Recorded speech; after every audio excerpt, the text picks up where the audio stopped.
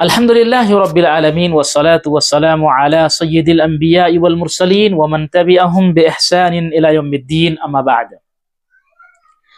روزانہ بعد نماز عشاء درس کا موضوع چل رہا ہے 100 مختلف احکام و مسائل۔ کل 5 مسائل ہمارے سامنے بیان ہو چکے ہیں۔ آج ہم دیکھیں گے ایک چھٹا مسئلہ۔ چھٹا مسئلہ یہ ہے کہ کیا عورتوں کی نماز مردوں سے الگ ہے؟ ہمارے معاشرے کے اندر دیکھنے میں یہ آتا ہے کہ لوگوں نے عورتوں کی نماز کو مردوں سے الگ کر دیا ہے، یعنی عورتیں مردوں سے الگ نماز پڑھیں گی۔ اگر کوئی خاتون مردوں کی طرح نماز پڑھتی ہے تو ایسے خاتون کو کہا جاتا ہے کہ اسے نالج نہیں ہے، اس کی نماز ہی نہیں ہو رہی ہے۔ میرے بھائی، دینی مسائل میں، شرعی مسائل میں دلیل چاہیے، بغیر دلیل کے کوئی بات نہیں ہوتی ہے۔ کیا اللہ کے رسول صلی اللہ علیہ وسلم نے عورتوں کی نماز کو الگ بتایا ہے؟ کیا اس وقت کی صحابیات نے مردوں سے الگ نماز پڑھی ہے؟ نبی اکرم صلی اللہ علیہ وسلم کی احادیث کا جب مطالعہ کرتے ہیں تو پتہ ہی چلتا ہے کہ آپ صلی اللہ علیہ وسلم نے اپنی کسی بھی حدیث میں عورتوں کی نماز کو مردوں سے الگ نہیں بتایا ہے، اور نہ ہی نبی صلی اللہ علیہ وسلم کے زمانے میں صحابیات مردوں سے الگ نمازیں پڑھتی تھیں۔ آپ کو ایسی کوئی مثالیں نہیں ملے گی۔ اس وقت کی صحابیات نبی صلی اللہ علیہ وسلم کے حیات ہی میں مردوں ہی کی طرح نماز پڑھتی ہیں۔ یہ بعد میں چل کر کے جب سے لوگوں نے رائے اور قیاس پر عمل کرنا شروع کر دیا ہے، وہاں سے کسی کی رائے کو لے کر کے کہ عورتوں کی نماز مردوں سے الگ ہے، وہاں سے لوگوں نے عمل کرنا شروع کیا ہے۔ اللہ کے رسول صلی اللہ علیہ وسلم سے ایسی کوئی حدیث ثابت نہیں ہے۔ لوگوں نے جو اپنا طریقہ اپنایا ہے اس میں سے کچھ اس طرح سے ہے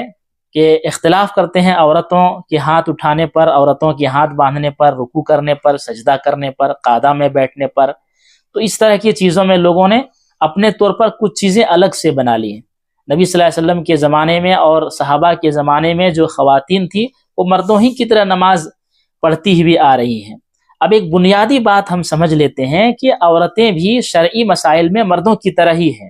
یعنی اسلام نے جس چیز کا بھی حکم دیا ہے اس حکم میں عورتیں بھی شامل ہیں، سوائے استثنائی احکام کے جو مرد یا عورت کے ساتھ خاص ہوں۔ یعنی کچھ مسائل ایسے ہوتے ہیں جہاں پر شریعت سے وہ مسئلہ ثابت ہوگا،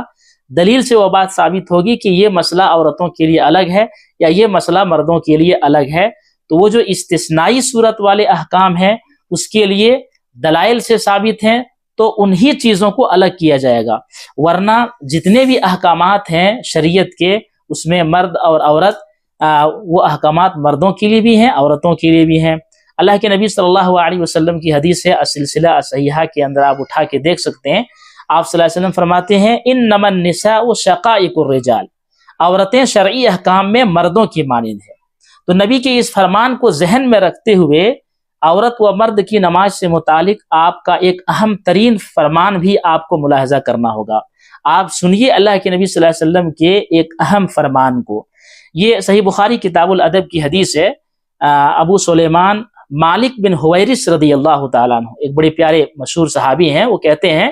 کہ ہم نبی صلی اللہ علیہ وسلم کی خدمت میں مدینہ منورہ حاضر ہوئے اور ہم سب نوجوان اور ہم عمر تھے۔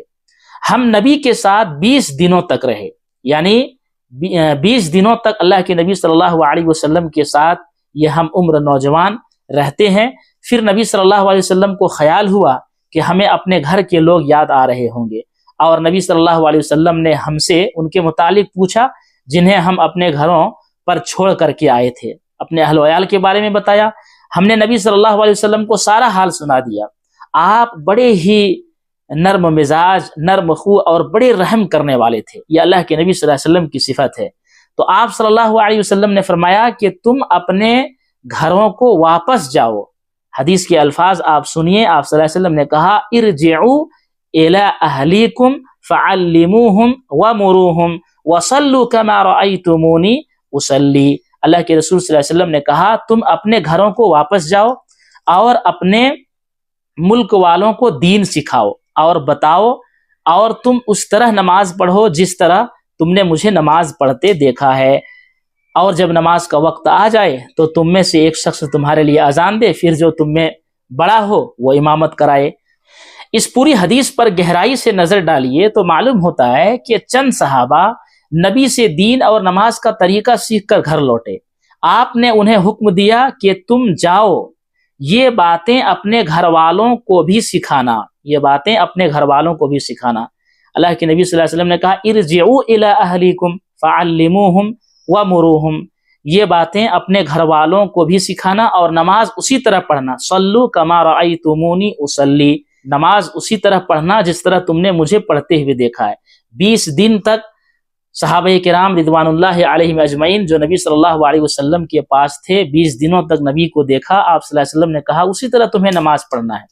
تو یاد رکھیے گھر والوں میں بیوی بھی شامل ہے۔ اگر عورتوں کی نماز کا طریقہ الگ ہوتا تو آپ صلی اللہ علیہ وسلم انہیں وضاحت سے بتاتے کہ تم مرد تو میری طرح نماز پڑھنا اور اپنے گھر کی عورتوں کو مردوں سے الگ نماز کی تعلیم دینا۔ آپ نے ایسا نہیں فرمایا، گویا کہ عورت کی نماز کا طریقہ وہی ہے جو مردوں کا ہے، اسی لیے تو آپ صلی اللہ علیہ وسلم نے کہا صلو کما رأیتمونی اصلی، اس میں وہ بھی شامل ہیں کہ عورتیں بھی اسی طرح نماز پڑھیں گی جس طرح مرد نماز پڑھتے ہیں۔ اسی طرح سے مسلم شریف کتاب المساجد و مواضع الصلاۃ کی حدیث بھی آپ دیکھیں، حضرت سہل بن سعد رضی اللہ تعالی عنہ کہتے ہیں کہ اور میں نے دیکھا رسول اللہ صلی اللہ علیہ وسلم اس منبر پر کھڑے ہوئے اور تکبیر کہی، لوگوں نے بھی آپ کے پیچھے تکبیر کہی اور آپ صلی اللہ علیہ وسلم منبر پر تھے۔ پھر آپ صلی اللہ علیہ وسلم نے رکوع سے سر اٹھایا اور الٹے پاؤں اترے یہاں تک کہ سجدہ کیا منبر کی جڑ میں، پھر لوٹے یہاں تک کہ نماز سے فارغ ہوئے۔ اس کے بعد آپ صلی اللہ علیہ وسلم لوگوں کی طرف متوجہ ہوئے اور فرمایا اے لوگو، میں نے یہ اس لیے کیا کہ تم میری پیروی کرو اور میری طرح نماز پڑھنا سیکھو۔ اس حدیث کے اندر غور کریں کہ اللہ کے رسول صلی اللہ علیہ وسلم نے منبر پر نماز کا طریقہ بتایا، لیکن آپ نے عورت کی نماز کو الگ سے بیان نہیں کیا کہ مرد اس طرح نماز پڑھنا اور عورتیں اس طرح نماز پڑھیں، بلکہ آپ نے دونوں کے لیے ایک ہی طرح نماز پڑھ کر کے بتایا۔ اس سے بھی پتہ چلتا ہے کہ آپ صلی اللہ علیہ وسلم کا الگ الگ بیان نہ کرنا یہ بھی اس بات کی دلیل ہے کہ عورتیں بھی نماز ویسے ہی پڑھیں گی جیسے مرد نماز پڑھتے ہیں۔ اچھا، یہ نماز ایک تعبدی معاملہ ہے، ایک عبادت ہے، اور اس نماز کو جبرائیل امین علیہ السلام آ کر کے 5 اوقات میں پڑھ کر کے بتائیں، لیکن کہیں پر بھی عورتوں کی نماز کو الگ نہیں بتایا ہے۔ آپ صحیح بخاری کتاب و بدیع الخلق کی روایت دیکھیں، اللہ کے نبی صلی اللہ علیہ وسلم کے صحابی ابو مسعود انصاری رضی اللہ تعالی عنہ کہتے ہیں کہ میں نے اللہ کے نبی صلی اللہ علیہ وسلم کو یہ فرماتے ہوئے سنا، نزل جبریل فأمنی فصلیت معہ ثم صلیت معہ ثم صلیت معہ ثم صلیت معہ ثم صلیت معہ۔ نبی صلی اللہ علیہ وسلم کو فرماتے ہوئے ابو مسعود انصاری سنتے ہیں، کہتے ہیں کہ جبرائیل علیہ السلام نازل ہوئے اور انہوں نے مجھے نماز پڑھائی، میں نے ان کے ساتھ نماز پڑھی، پھر دوسرے وقت کی ان کے ساتھ میں نے نماز پڑھی، پھر ان کے ساتھ میں نے نماز پڑھی، پھر میں نے ان کے ساتھ نماز پڑھی، پھر میں نے ان کے ساتھ نماز پڑھی۔ اپنی انگلیوں پر آپ صلی اللہ علیہ وسلم نے 5 نمازوں کو گن کر بتایا۔ اس حدیث سے آپ سمجھ سکتے ہیں کہ اگر عورتوں کی نماز الگ ہوتی تو ضرور عورتوں کی نماز کا طریقہ بھی الگ بتایا جاتا۔ میرے اسلامی بھائیوں، جو صحابیات تھیں وہ کیسے نماز پڑھتی تھیں، یہاں ایک مثال میں دے کر کے اپنی بات کو آگے بڑھانا چاہتا ہوں۔ امام بخاری رحمہ اللہ نے صحیح بخاری میں باب سنت الجلوس فی التشہد، باب تشہد میں بیٹھنے کا مسنون طریقہ کے تحت امام بخاری رحمہ اللہ نے معلقاً ذکر کیا ہے کہ ام دردہ رضی اللہ عنہا فقیہہ تھیں اور وہ نماز میں بوقت تشہد مردوں کی طرح بیٹھتی تھی، یعنی ام دردہ ایک عالمہ اور فقیہہ تھیں، وہ نماز میں مردوں کی طرح تشہد کرتی تھیں۔ آپ اس کو اپنے سامنے رکھیے اور غور کیجئے کہ اگر عورتوں کی نماز الگ ہوتی تو ام دردہ رضی اللہ عنہا مردوں کی طرح تشہد میں بیٹھتی، جیسا کہ آج کل ہمارے معاشرے میں مختلف چیزوں میں عورتوں کو مردوں سے الگ کر دیا گیا ہے۔ تو میرے اسلامی بھائیوں، اللہ کے نبی صلی اللہ علیہ وسلم سے کوئی بھی ایسی روایت ثابت نہیں ہے جس میں یہ ہو کہ عورتوں کی نماز کو مردوں سے الگ کیا گیا۔ عورتیں بھی ویسے ہی نماز پڑھیں گی جیسے مرد نماز پڑھتے ہیں۔ علامہ ابن باز رحمہ اللہ سے یہی سوال کیا گیا تو آپ نے کہا کہ صحیح بات یہی ہے کہ مرد اور عورت کی نماز میں کوئی فرق نہیں ہے، البتہ فقہاء کرام جو فرق بیان کرتے ہیں اس کی کوئی دلیل نہیں ہے۔ اور اللہ کے نبی صلی اللہ علیہ وسلم کی جو حدیث ہے صلو کما رأیتمونی اصلی، اس میں سب مرد و خواتین شامل ہیں، بلکہ پوری شریعت اسلامیہ مرد و زن کے لیے یکساں ہے، البتہ وہاں فرق رکھا جائے گا جہاں کوئی خاص دلیل موجود ہو، یہ علامہ ابن باز رحمہ اللہ کہتے ہیں۔ لہٰذا سنت یہی ہے کہ عورت بھی اسی طرح نماز پڑھے جیسے مرد نماز پڑھتا ہے، اس کے لیے رکوع، سجدہ، تلاوت، سینے پر ہاتھ باندھنا وغیرہ تمام کے تمام امور یکساں ہوں گے اور یہی افضل ہے۔ اسی طرح دوران رکوع ہاتھوں کو گھٹنوں پر رکھا جائے گا اور سجدے کے دوران کندھوں یا کانوں کے برابر زمین پر ہاتھ رکھے جائیں گے۔ حالت رکوع میں کمر کو سیدھا رکھیں گے اور رکوع و سجدے کی دعائیں، قومے اور قعدے کی دعائیں،